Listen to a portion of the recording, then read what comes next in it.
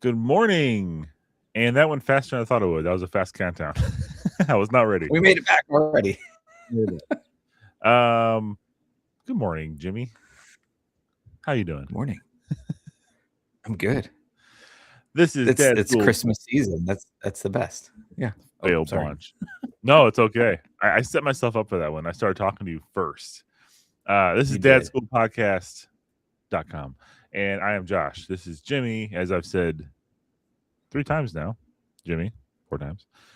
And we're here to talk about dad stuff.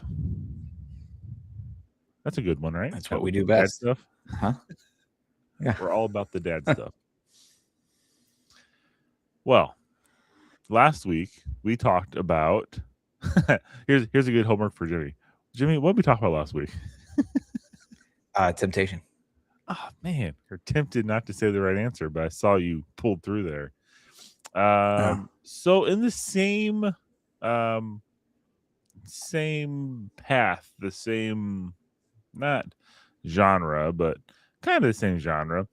I thought we'd talk about something similar today of whenever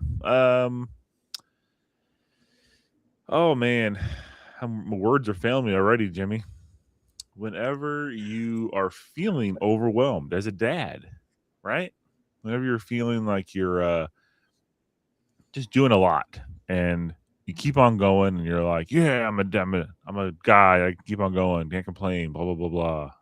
Insert dominant male talk here. We gotta talk about those things. Like, let's talk about feelings today, Jimmy. I'm here for it. We're here for it. Okay. So, do you ever feel guilty for resting?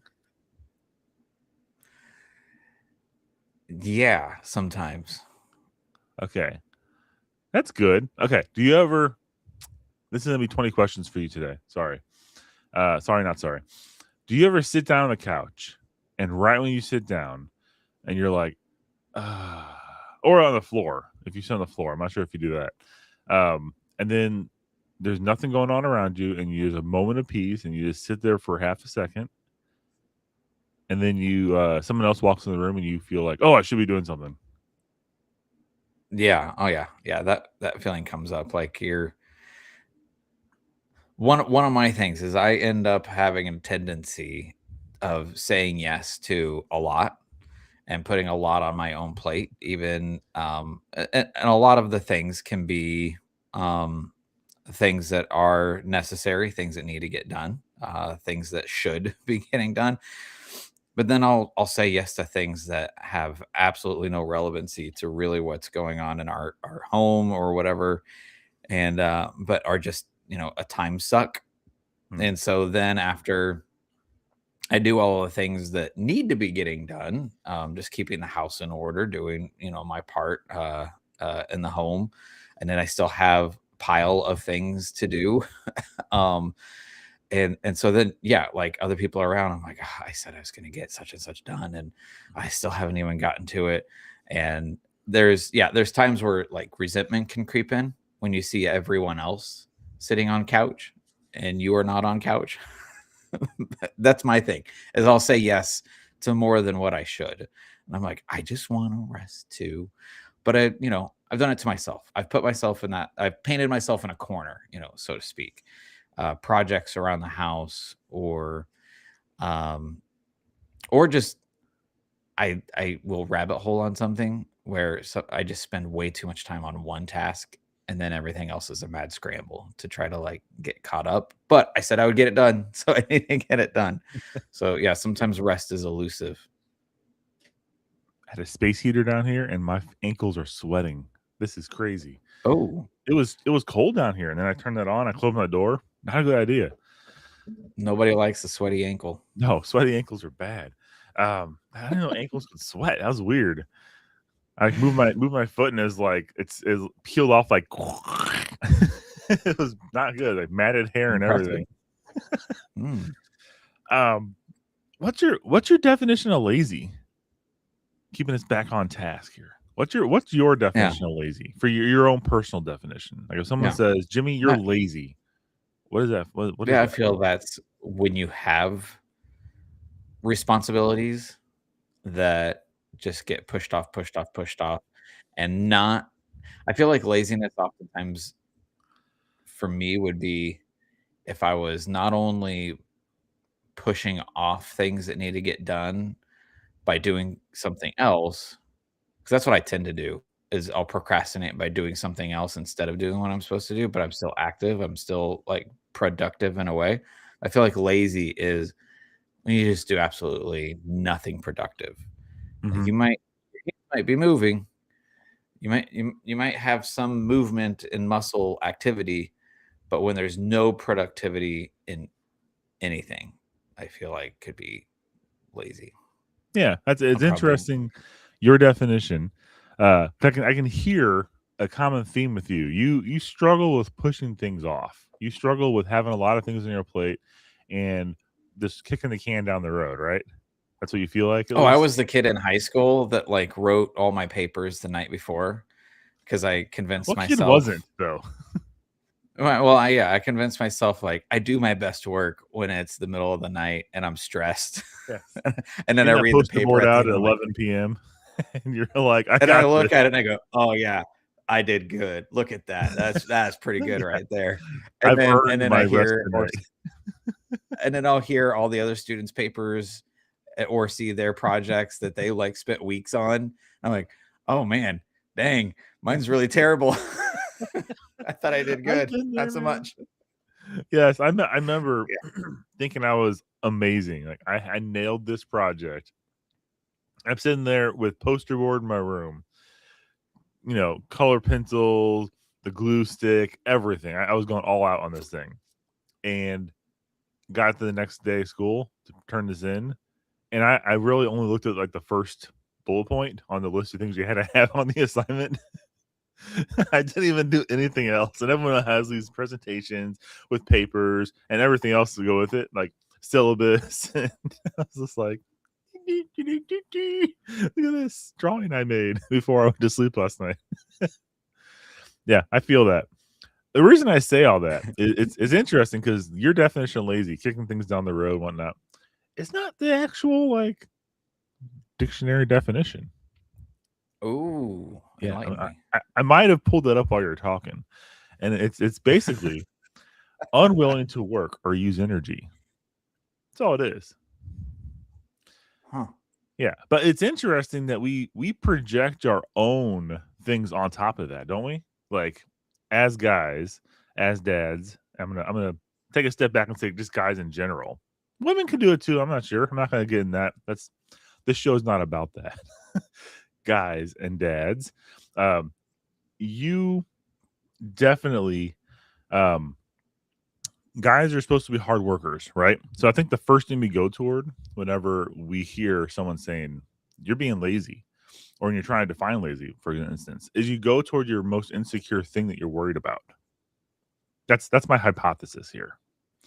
Hmm. Because when someone says don't be lazy to me, I I go to like freeloading. I have a big thing like I'm really sensitive of I don't want to appear like I'm freeloading off somebody. And I don't think I have a problem with that, but it is like my mind instantly goes there. Someone says, "Don't be lazy." I think of people who are lazy and don't do work and still get what I get. I guess maybe I'm just mad about that, so that's why I think about that. Hmm. So there you go. There's some That was resentment or yeah. a fun experiment, huh? Yeah. So, do you know how to slow down, Jimmy? Like, do you legit know the steps that you need to take for yourself to like take a break? Like, is it possible? First of all. That's such a good question because I don't know an answer. You don't know. I I You don't know the I answer to should that slow either. down. Probably I not. should slow down and think about this. Okay. Yeah. Okay. So I guess if you've ever had these thoughts like I feel like I need to slow down. I feel like I'm exhausted. But you feel guilty for saying that. And you can't say that to anybody. Buckle up. This episode's for you. Okay. That's all one heck of an intro we just did there. I'm ready. So, but burnout doesn't happen overnight. It doesn't happen all of a sudden with a project. Like you might be in a stressful project or situation or conversation, and you're all of a sudden like, I'm burnt out. It doesn't happen like that. And actually, there's things that compound on top of things. So why do you think dads equate resting with laziness? Like, why do you think if a dad, maybe, if I will, Jimmy, the stereotypical sitting on a couch, watching a game with a beer in your hand, the wife sitting there trying to cook something or vacuum or holding the baby in the arm, walking around, like, isn't that a Hollywood picture we see? Yeah, it makes me think of like Archie Bunker and All in the Yeah. Family. I don't know if you ever saw that show, but Mhm. that was like the stereotype of Archie was always in his armchair. And yeah, I think there's like a lot of sitcom dads after the fact. Like that's just kind of like the role they play. Is like that's that's dad's chair. And when dad gets off work, he's just in chair, like you said, with cold beverage in hand. Yeah, I think a lot of dads these days, myself included, we have this kind of ground into our minds of you're the producer, you're the supplier for your family, and so taking a moment to stop and a moment to rest, or that then you're not, like I was saying earlier, you're not being productive, you're not producing, so you're not being a good man, you're not being a providing husband or providing father if you're not actually doing something. So stopping to rest produces nothing for like actual pay or what your family needs to survive. So I think that's where a lot of that can stem from. Okay. Yeah. See, I immediately, you went to Archie. I go to Terminator 2. Terminator Almost the 2. same story. Almost. They're very close. Yes. Uh-huh. But the dad, the stepdad, before he was taken out by a psychopathic Terminator, the stepdad was sitting on the couch and he's like trying to watch the game with a beer in his hand, like I said before. And the his wife is like, hey, his room is not clean yet. Can you help out? And he's like, well, if it's that important, he's all like being indignant and rude. And that's just my mind goes to that. And it's like, what a lazy sack of human, right? But he got his in the end, I guess, in the movie, so it's okay. Moral of the story. Yeah, don't be lazy, or a gigantic time traveling Terminator will come back yeah. Okay, moving on. So where does that guilt come from to slow down? Do you think, like, is it the standard projection that we have whenever, like, we know we have a task we're supposed to do, and we see our spouse doing it, and we're like, crap. And then we get mad, everyone does that. You get mad at them, like, why are you doing that? I was going to do it, and they're like, well, why were you sitting there? So I guess that's kind of a rhetorical question, but I think that's where it comes from, for me at least. Mm-hmm. Yeah, those are the times that like really like kind of stick out when you have your list of things like, okay, I said I'll get to this and this and this, and then you see your spouse pick up one of those items and start doing it. And you're like, oh no, look, I'm working hard. I said I'd get to it, and then you end up being resentful. But sometimes they're just genuinely like, oh, I just want to like help you, and I'm on your team. But Right. then like I get resentful or angry because I'm not the one doing thing, even though I've been going for hours. And if she steps in to help, then I could be done sooner. Then I'm like, no, I said, and like it like somehow hurts my feelings when she wants to help or be part of whatever I'm doing. I can't tell you how many times I feel like I've ruined the night, or ruined, like, not the night, just like the entire day with my response to that very situation. Like, if my wife wants me to do something, or I've told her I do something, that's another thing. If I told her I do something, and then she's a person that she walks past something, she can't just leave it there. Like me, I can walk around the house all blissful, happy, skipping, if you will, right? And I don't bother me. I walk past things, Skip. but she can't.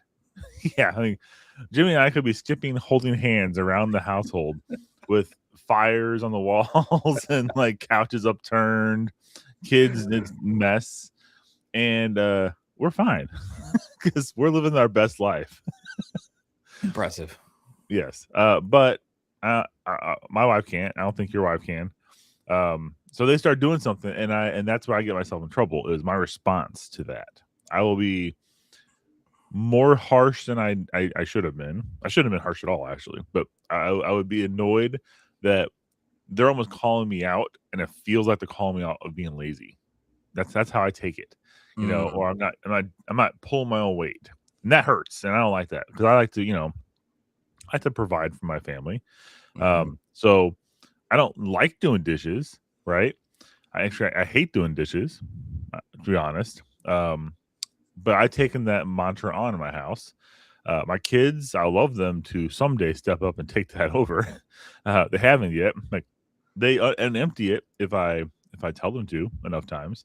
Um, Loading, not so much. And to be honest, if I had them loading it, I'd probably be annoyed at how they loaded it too. So Oh, I'm work. that's a thing for me. Like, Yeah, like I'm a they'll be. whiz at loading the dishwasher with everything. I can get it all in there, but it's got to be just so. Yeah, And like, oh yeah, yeah, and we don't melt things either. Like when we put something in that's there, true. it comes out the same shape it went in. Okay, when It's other an people put important things in, skill. they're like, "Oh, this Tupperware bottom shelf." I'm like, "No, Yeah. this plastic spoon bottom shelf. No, it goes in the top shelf." Yeah. But with all that being said, um, my response and our response as dads slash husbands slash guys should be one of gratitude. Oh, that's a 180 from what it usually is, right? When someone's trying to help us. Now, I'm not discounting the fact that if someone comes to you and is doing something and is snarky about it, and they're trying to pick a fight, that's a little more difficult. But I mean, you should still respond the same way. You should still respond with gratitude, and that's it. Thanks for helping. I'm sorry I didn't get to that. If you really feel like you have to apologize and you feel guilty about it, I'm sorry I didn't get to that. Thanks for helping out. You know, what else can I do to help? Ding. Big smile, little ding sound in the background, white teeth.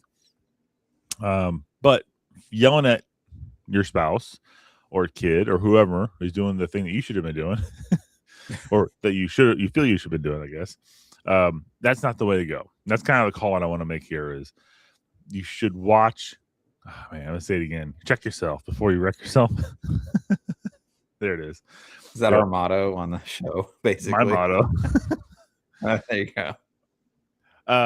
But in general, back to the whole theme of today, rest, if you will. I mean, it's biblical. You're waiting for that time, and I know some of you out there are waiting.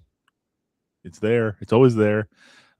Seventh day, God rested. Boom. That's a big one you can just say and walk away from, right? Now, doing the dishes and vacuuming is not the same as creating the whole universe. I'll give you that one. So you shouldn't be like vacuum the one room, rest for the seventh day, and you rest for a whole day. Maybe you should do a little more, like the dishes, Yeah, or the clothes. yeah. But it is biblical. There's lots of verses. I mean, that's the thing. I could cherry pick the tar out of this, and I actually had a lot of things lined up, and I deleted them because I felt like it was too much cherry picking of different situations, without going into the verse context. But the overarching theme, God wants us to rest. Like He wants us to work diligently, be responsible, do what we say we're going to do, be keepers of our word, but rest. He wants us to rest and recharge. Like it's in there. Well, and I think we oftentimes end up equating the concept of rest means like not getting out of bed or sitting on couch and having zero bodily activity at all. That's what rest means. But rest, I mean, it's something that I've wrestled back and forth with from time to time. I think rest could just be getting away from the mundane or what's typical, what's normal, and all of your responsibilities, but staying plugged in with your family still. Rest doesn't mean you have to like go into your little hobbit hole and stay away from everyone else and be completely on your own. Like getting out and going on a hike, for me, that's restful. Like getting out in nature. And then if I get to have my family with me, Like, I'm not tackling any of my daily responsibilities. We're not running to this extracurricular activity or that one. I mean, that's my Yes. Monday gig. After we're done here, my Monday gig is family taxi. Like, we're here, there, we're everywhere, doing all the school things. For me, rest is like, it could be me on my own, but for me, it's the best when it's all four of us, and we go do something enjoyable. We're gonna go see a movie this weekend. That's restful for me. I'm at a place, I'm doing a thing, but to me, that's still rest, and it's the most enjoyable whenever I get to share it with my family or someone else. Yeah, no, I definitely feel that. I think while you were saying all that, I was thinking about me as usual. As weird as that sounds pretty conceited, actually. No, I was like, how does that apply to me? And like, what do I consider rest? And I honestly think in my job, like Monday through Friday, I manage a team, and I have people at work asking me questions all the time. Every single moment of the day, people are messaging me for a meeting. They're emailing me. They're looking for my input. They wanted me to make a choice. And I don't mind that. You know, I like that. And I've gotten used to it, I guess just to say. And I enjoy having that authority. You know, I value it. I think it's really a powerful thing to be able to contribute to a company and have that. Um, but here's the problem. Like, I get that all day long, 9 hours plus a day. And then I leave that situation and come to my family. I work at home, so I just walk outside my office door here, and I'm home, no commute. But then there's also like sometimes I don't want to make the choice. I don't want to make choices sometimes, and that might sound lazy to some people, but a restful day to me is not having to tell somebody what I'm doing, not having to decide what we're doing, and not having to commit to anything, just to exist. And that might sound like the epitome of laziness. Like, I don't know. Sometimes that's a pretty heavy lift sometimes. it is like I just want to be, and it's like, I don't know. It sounds bad, and I've been saying this for years, and it sounds terrible. But like, for my birthday, it's coming up. My birthday's coming up, or any kind of like Father's Day, any kind of event. It's like, Josh, this is your special day. What do you want to do? And I'm like, nothing. I don't want to do a single thing. What should we do? I was like, get in a car and drive. Where? I don't care. I'll be home. And that sounds bad. Like, I should want to be with my family, and I do want to be with my family. But sometimes you just want that pause. You want to exist. And if I want to be selfish and eat cereal all day in my pajamas and watch a Star Wars movie all day, all the Star Wars movies, that sounds like fun. But you know what? I almost feel like I'm judged when I want to do that kind of stuff, even though people aren't. They're like, oh, that's great. It's his special day. He can do what he wants, right? But just like people seeing that, I don't know. I get guilty really fast. So with all that in mind, I know I overshared there a bit. Sorry, Jimmy. With all that in mind, I have Josh's 7 proven warning signs that you're about ready to be burnt out. Okay. Ooh. Are you ready, Jimmy? I want you to tell me how many of these that you check off the list. Okay. Okay. 7 warning signs that you're about to be burnt out or are burnt out. Yes. For clarity's sake, yes. You're always tired, even after sleeping. That's point number 1. Always tired, no matter what. Okay. I think I just need a new mattress, but I feel that one. Okay. Here, number 2. Okay. Small things trigger big reactions. What do you mean, take the trash out? I don't know. Example. Okay. Yeah. Number 3 of Josh's 7 warning signs of burnout. You feel detached or numb. Ooh. I know I can feel it out there. One of our many viewers just felt that one. I felt the weight of the whole world just suddenly. Jimmy's mom is like, oh, that one hits hard. Okay. Number 4. You escape into screens or technology, work, or just noise to escape reality. Oh, who doesn't do that nowadays, right? Mm. I know I do. What about being here? Here's number what number? 1, 2, 3, 4, 5. Number 5. I didn't number these. They're bullet points. It's hard to count those. You are productive but not joyful. Oh man, have you ever had those people? Like, oh, well, I am that person oftentimes when I'm getting things done, but I'm grumpy. I'm there. I'm being so productive though, but everyone hates me. Yeah, that's the leave me alone. Get off my lawn. You know what? It's actually a weird old man. It's a weird default for me. Whenever I'm upset, or especially, and this is oversharing once again, when my wife and I have a little bit of a tiffle, a truffle. I don't know what that means. Eating? No, we're having a disagreement. Truffle, bit of a truffle. Whenever we're having a disagreement, my default reaction is to work. As weird as that is, like I'll immediately go do something like the dishes, or I'll start cleaning something, or I'll go downstairs in my office, and this is why it was bad appearance for her on me. But I'll go to my office, I'll start working on some code or something for a client. Like I'll start working, and I'll be angry and mad, and I'll just be working, and that's just my default reaction, is to go work and do something. So that one actually hits hard for me. Like, I'm productive but not joyful, because there's no joy when I'm doing that. I remember that, like, dishes, I'm associating dishes with anger, because I usually just go start doing dishes and cleaning the counter up whenever I'm upset. So here's number I'll 6. show you by making the house better. Yeah, you're mad at me for the house being a mess. I'll show you. I'll clean it. There.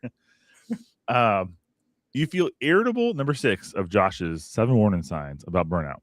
You feel irritable at home, but fine elsewhere. Ooh. Huh. Are you happy at work, like joking with the guys, and you come home, and then all of a sudden it's like, ugh.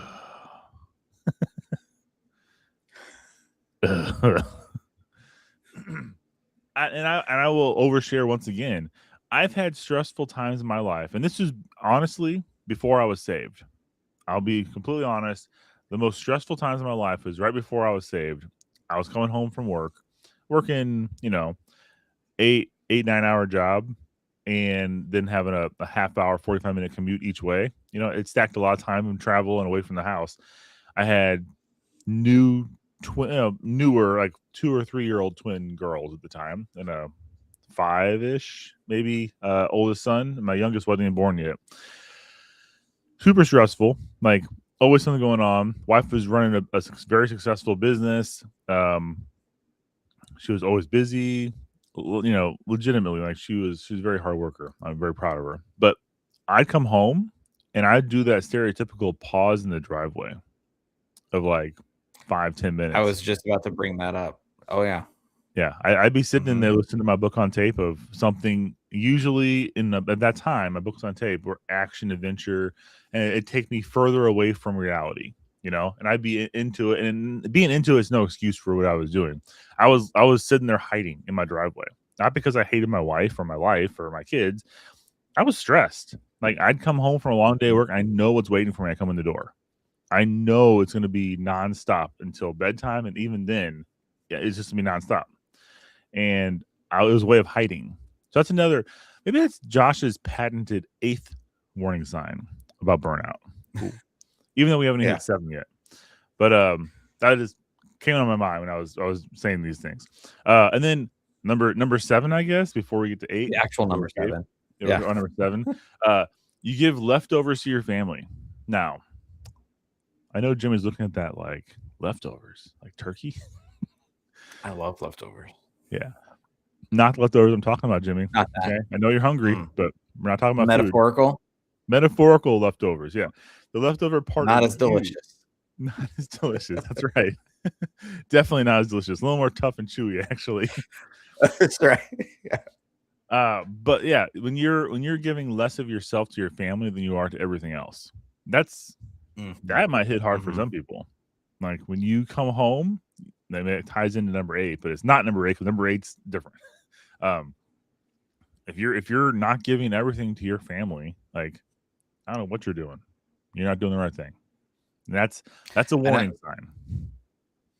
The ones that like have absolutely resonated with me at different, I can pinpoint different periods in my life. I mean, we're at 20 years of marriage now. We've had kids for 14 years.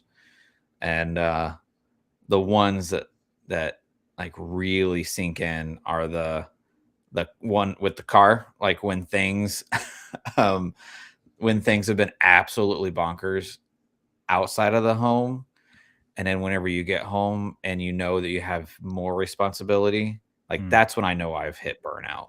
And it's like I just escaped one level of responsibility and there's more inside that building, but here in the car, yeah, it's me and music or I control this area or whatever. Yeah, you're in like this like little protective shell and you're like, I don't want to leave this space. That's when I know I've hit burnout. That one in particular. And then the giving the leftovers to your family. Like you give and give and give outside of the home or whatever other responsibilities are going on. And then your family's just getting just scraps. And you can tell your kids are just like, I miss you, Dad. You know, like when you start hearing that from your kids, that's heartbreaking. When you get done working a 10 or 12-hour shift, like my last like big jobby job that I worked, big jobby and I was working my last like real big jobby job, and yeah, I was working crazy stupid hours and driving all over the place, put so many stinking miles on the car. And yeah, and by the time I'd get home, I would just be a lump on the floor. Like I was just absolutely wasted. And my kids could not wait for me to be home because they missed me. And I had nothing to give. And they were absolutely getting leftovers. And yeah, felt so guilty for that. 100% burnout. And thankfully God provided a way out from that situation. But yeah, I mean, those are times that I think I was able to grow and learn from those. But I'm glad that I didn't stay stuck in that state because that was a miserable place. Yeah. Proverbs 4:23. Guard your heart, for everything you do flows from it. And that is especially true. Everyone's heard the phrase. I'm probably messed it up because I didn't think about this phrase before I brought it up. Like your first reaction or first thing you say or first thing you think of is like the default, like is it actually from your heart? And that's true, I think, for the most part, unless you're completely uneducated, you can't think very fast. It's not true. But you need to make sure you are looking for these signs. You are cognizant, conscious, aware. Let's go with aware. That's a good word. You're aware of these different things that we just mentioned, these 8 patented warning signs of burnout. And if you identify with any of these, if you check any of these off your list, and if you have more than 0 as your scorecard for this, then you probably need to understand what to do next, right? Like we probably just scared you, and you're a dad and or a person. You can be a person, you can be a non-dad and hear this list and have the same reaction. I don't think this is just for dads, but what do you do with this, Jimmy? Like, where do we turn? What's the answer? Because people are probably looking for answers. We got them on the edge of their seats right now. Yeah. Well, I mean, you touched on earlier that rest is a biblical. I mean, there's a precedent that's been set at the very beginning, the very foundation of all things.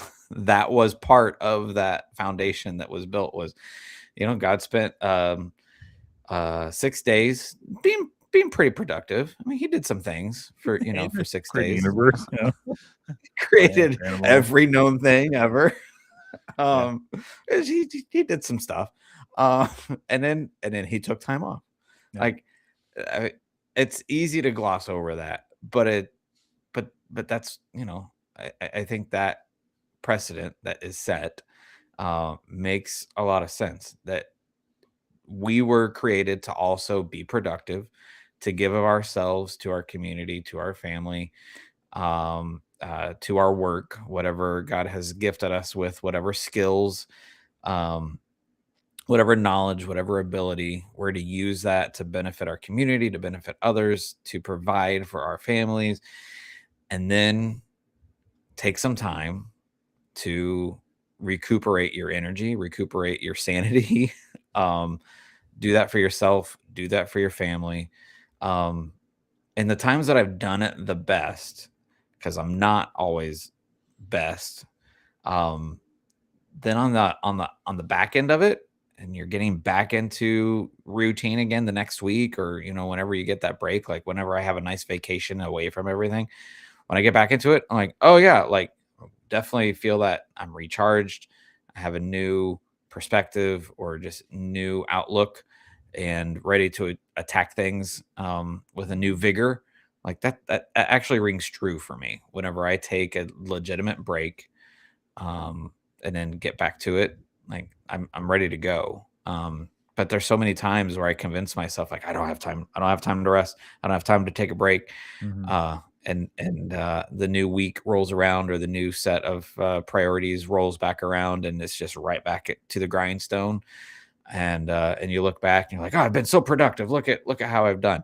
But man, it doesn't feel as um, there's not as much joy in it. Yeah. Your family's on fire behind you and you have all this work done. Good job. Yeah. Like, look at my completed pile. Aren't you proud of me, everyone? So from a practical standpoint, like I know there's people out there being like, "That all sounds good and great," and you've identified everywhere in my life that's terrible, and they probably can't disagree You're with welcome. us. Yeah, but from a practical side, like not everyone can just step away and take a vacation, right? Not everyone can drop what they're doing and change everything. I think this is more about a changing of perception and a changing of heart. Like most things in life aren't about actually doing something physically. It's about looking at them a different way as well, I think. Mm, Um, okay. so if you're going through your day, and let's just say you're having these anxiety moments of just being stressed, you're having no time, your family is on the back burner, like I think that's you can take a step back and you can just look at that and change where your priorities are in a sense. Now, the first thing that comes to mind is someone saying, "Oh, I have bills to pay. I got to work. If I don't work, my family, I'm providing for my family. Fill in the blank, right? I got to work, and that's why I'm so disconnected. That's why this and that. Yes, but okay, you can work hard. You can be that provider and still put them first up front. It sounds really weird because, like, I know by providing for them, you're putting them up front. I get that. But you have to think about their perception of you as well. Now, you can probably go on both sides of this and counteract everything I'm saying with whatever witty logic you want to use. I get it. But if you were to say, if I were to tell somebody your kids and your wife are watching you work your life away and not give them time, Mhm. you could easily say, "I'm doing this for them, so they have something," right? But then you pull the heartstring maneuver, and you're like, "Yeah, but like they want to spend time with you." And every time you're at work, every phone call you take, every meeting you're in overtime, every time you're late coming home, that's time stolen from your family that they'll never get back. And they will look at Yeah. that and they will think, man, dad thinks that's more important than us.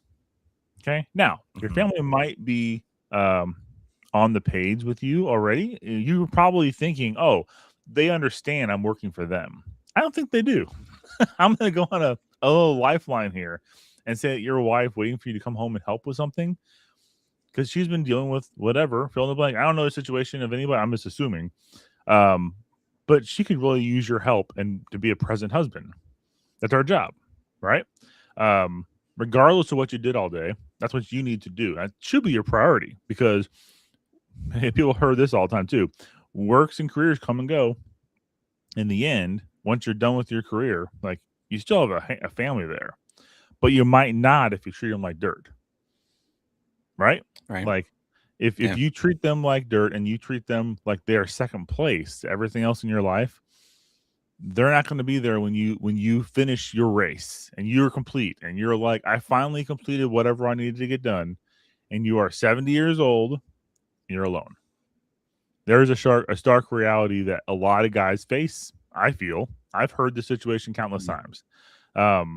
So like, once again, thanks for the negativity, Josh. But um, what do you do? What can we do, Jimmy? I think we need to talk about what we can do.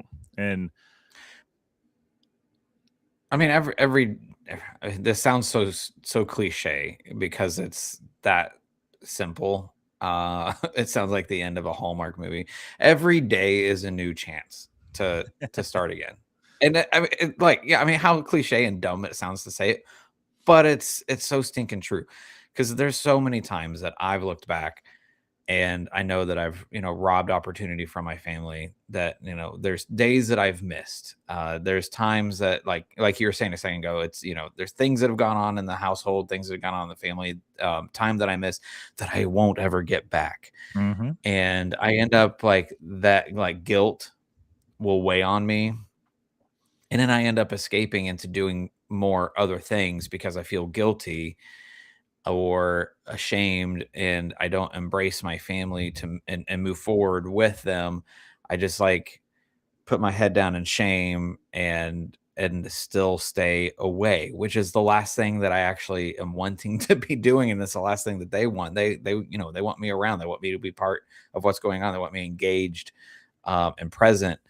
Um, but like I said, every day is a new chance to do it different, to take things in a different direction, and you get another swing at it.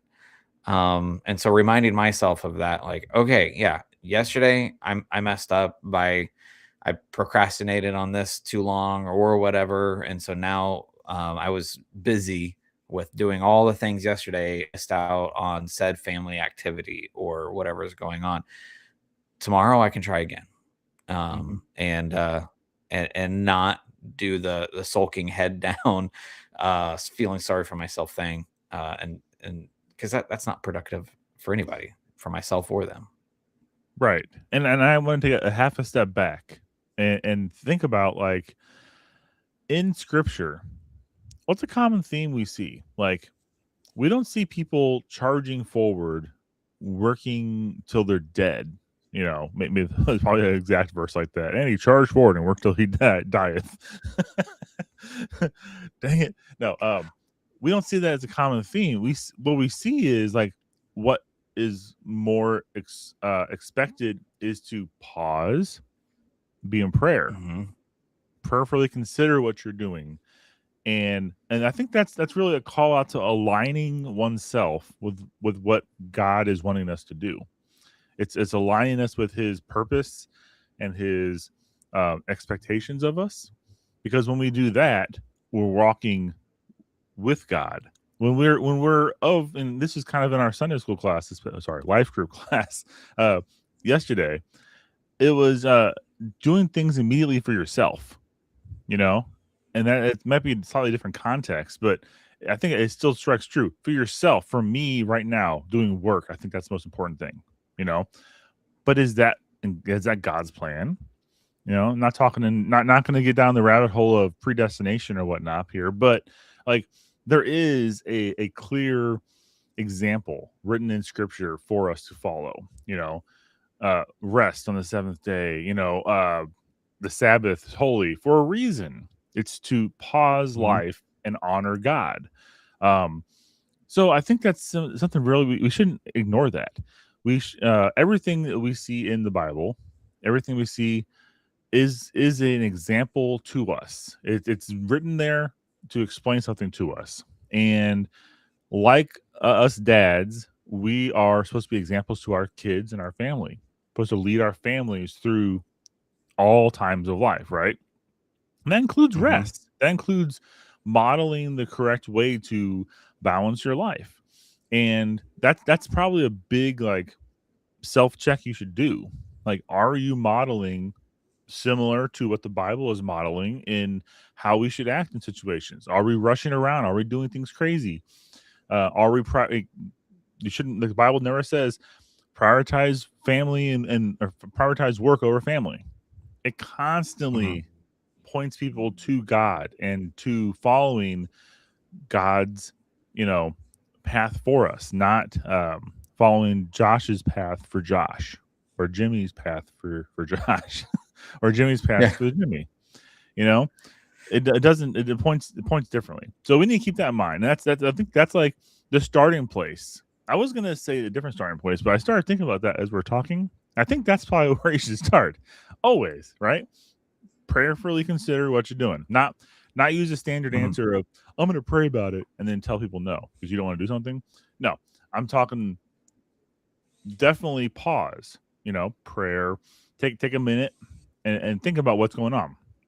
I think once you do that and you actually quiet the noise down in your life, turn the music off, turn the movies off, and listen to scripture, I think that will help most people align themselves correctly where the priority should be. Like we talked about a lot of hard things today of, feeling guilty about this and that and rest and not feeling like you're you can get away and stop and do anything. And I understand that up front looks like we're just listing off things wrong with people. But in all honesty, like if you do pause, and it's a self-alignment, you pause, you get into scripture, you find that time every day, or even like if you don't have a day, like you said, tomorrow's a new day.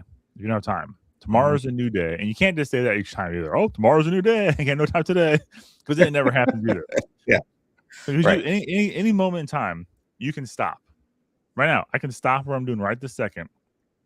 I can pray. I can open up the scripture. I can open my Bible up, Yeah. and I can read about what's going on. And whatever I read, it's going to apply to my life somehow. So with that being said, I'm going to change our closing challenge here, Jimmy. I'm sorry. I know this is your territory, and you are usually all on top of this. But I'm gonna say, here's a challenge for everybody listening. Pause, open your Bible, read about what's going on, and whatever's in your life right now, just put it on pause and read something from the Bible, read some scripture, find a Bible plan, find whatever, or just open it up and start reading, see what happens, and I think when you do that, you will find aligning your life and your priorities will be made abundantly clear, because the Bible teaches us the importance of family, leading your family, and how you should lead your family. So we should always be looking at our little manual, if you will, of how to do that. And that's the best way. So that's your challenge this week, is to open the Bible at sometime, and get something from it. And see, and you know what? Report back. DadSchoolPodcast.com. Yeah, blah, blah, blah. I got Porky Pig there. DadSchoolPodcast.com. Drop us a comment. Let us know what you read and how it changed your life this week. We would love to hear that. Yeah. Just the simple perspective shift. That's all it can take sometimes. Simple I can't say that word. Simple shift. There you go. Closing thoughts. Be present. We didn't say that. Be present. Yeah. Do the things. There you go. All right. Till next time. This is Dad School Podcast. Josh and Jimmy. Talk to you later.